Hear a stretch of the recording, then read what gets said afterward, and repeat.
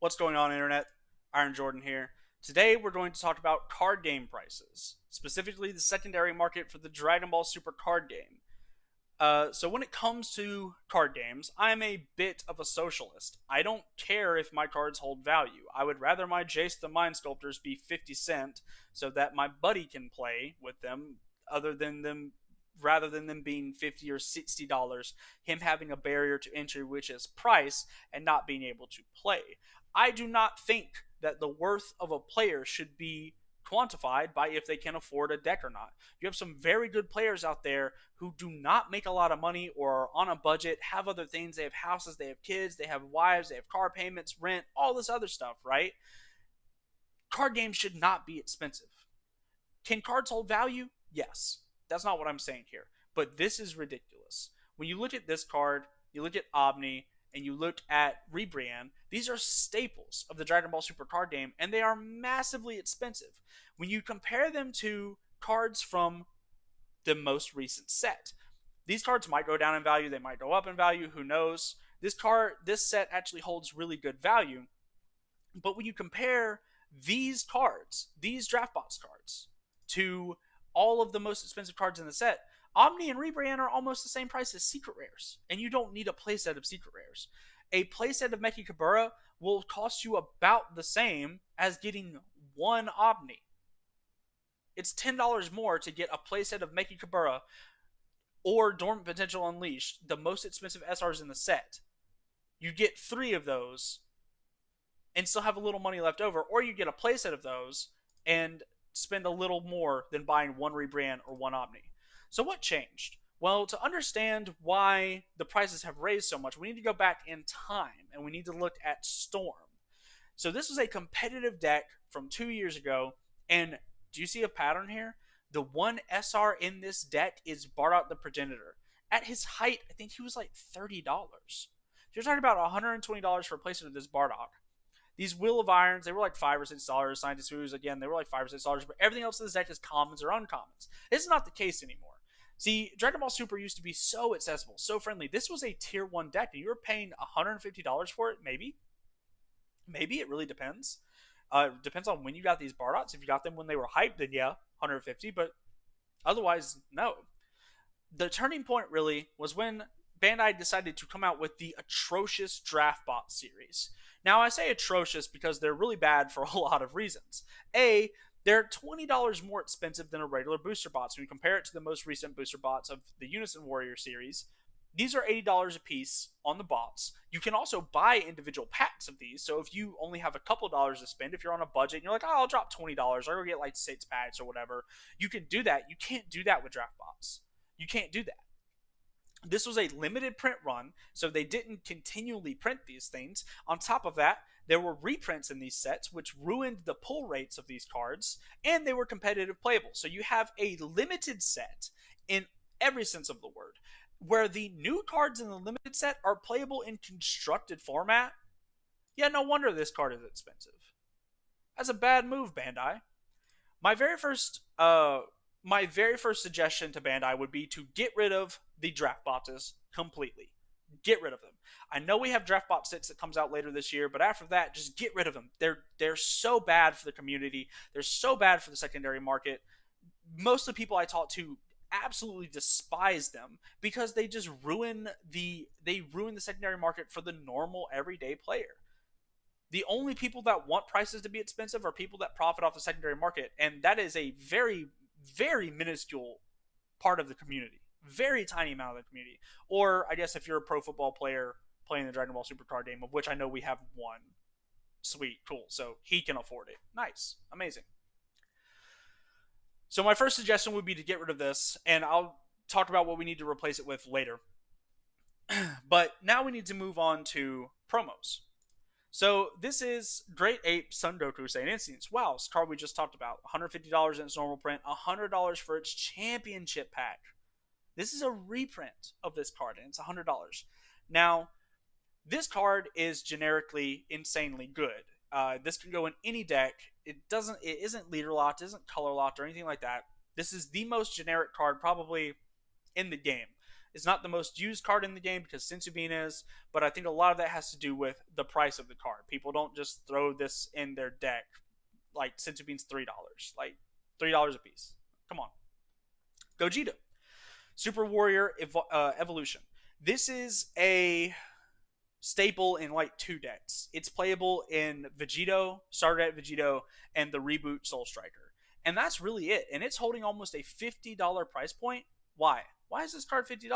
Simply because of accessibility. Now, when we talk about promos, when you look at TP cards, in my opinion, are honestly fine. I think the promo series for TP are great because you end up getting them every time you go to locals. You go to locals once, twice a week, you walk away with some TP cards, and then they circulate into the market and the price goes down. These championship pack cards and all other promos like them, where you have to go to a big event or a sponsored event or a Bandai official event or whatever to get these cards, they are limited. There's only a certain amount of them, so they're very hard to get. So even if they end up just being playable like this guy, this card is not even amazing. This card is fine at best. It's not even amazing, and it still holds down the $50 value. Why? Because of it's limited. It's limited. You can't get it. So the second thing that I would do is I would definitely restructure the way that tournament packs work, or tournament promos in general. I think TPs are fine. I think TPs are totally fine. But I think that if you want to continue to do these, you need these to be reprints exclusive. I'm not going to complain about getting a reprint of this card, although this is the wrong place to reprint it. It needs to be in a core set, or it needs to be in.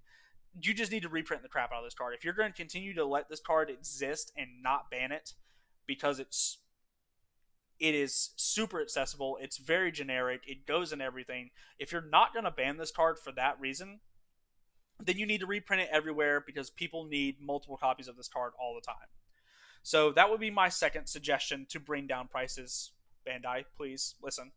My third thing would be to create a master set. Now, before people bring up the anniversary bots, I'll go ahead and tell you that I love anniversary boxes. I think anniversary boxes are some of the best products you can buy for Dragon Ball Super. They're very worth it. You get brand new cards that help new, old strategies and all that other stuff. You get brand new cards to help all your new and old strategies. You also get reprints of very much needed cards, and these reprints helped out a lot. When you look at Topo, Topo was almost $20 before his reprint. This print of Topo, this print over here of Topo, $5. This card was like $20-$30 at one point. The Broly Crown, it's cheap now. Familia Bonds didn't need to be reprinted, but whatever. This card down here, Ultra Instinct Son Goku the Unstoppable, was over $100 at one point. Last I checked, the non-foil of the reprint was like $8. Okay? Grade 8 Bardock, it hit over $100 at one point. I have a playset of foil reprints that I got for $30 a piece the other day.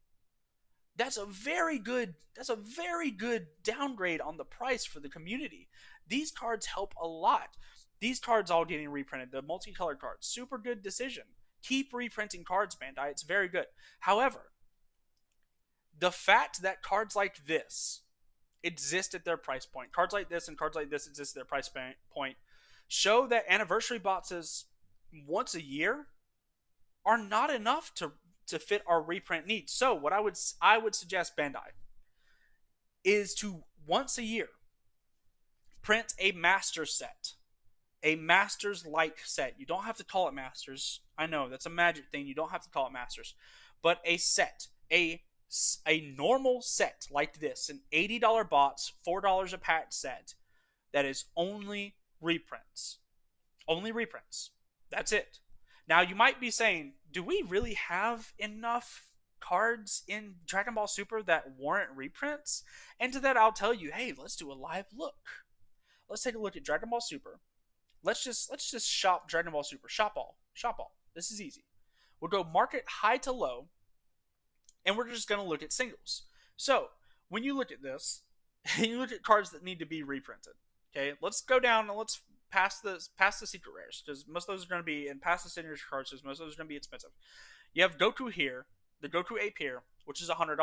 Bam, reprinted, easy. There's one of your SR slots. Can we find 16 slots? I'm sure we can. Rebrand, bam, reprint that. This meta cooler here, bam, reprint that. Gogeta, reprint that. Vegeta, reprint that. Bam.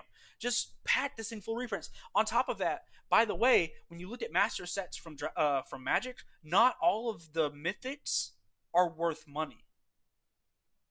Some of them are trash mythics. You can make half of the mythics, half of the SRs, very good reprints. You can make half of them Omni, Rebrand, Saiyan Instincts, Fuse Zamasu, stuff like that. You can make half of the reprints those cards, and then half of the SRs can be like trash stuff.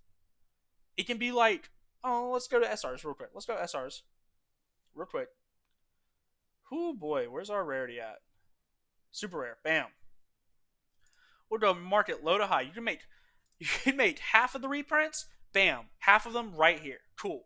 See, look at Ultra Instinct the Unstoppable, $19. Look at how far that's fallen.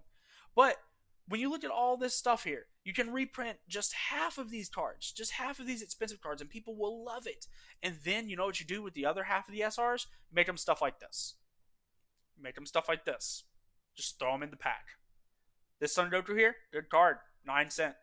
It's a really good card, 9 cent. Make it 9 cent. Cool. Put it in there. Analaza, good card. That'll be good for draft. Put it in there. 13 cent. Cool. Broly, 42 cent. Put it in there. Just do it. Fu, Shrouded in Mystery, bam, put it in there. 25 cent, put it in there.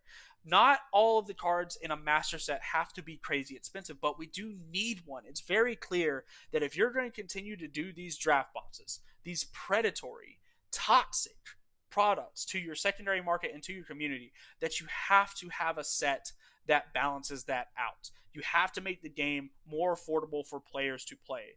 This can't just be for the people who are extremely well off, for the extremely wealthy, stuff like that. That is the problem with Magic. Don't make this game Magic. That's one of the great things about this game, is that it's not Magic. Make a master set, Bandai. Please. Reprints only. Let us buy it like a normal box. $80 a piece for the box. $4 a pack. Sweet. We're in business. You make money. You make the community happy. Your game is a healthier place to be, and it's easier to get into. And that's the video, guys. Like, comment, subscribe if you want to. Tell me what you would like to see in a master set. Tell me if you think it's a good idea. I personally have been championing something like this for a while, and I really want to see Bandai go through with it. So I hope you guys enjoyed the video, and I'll see you in the next one.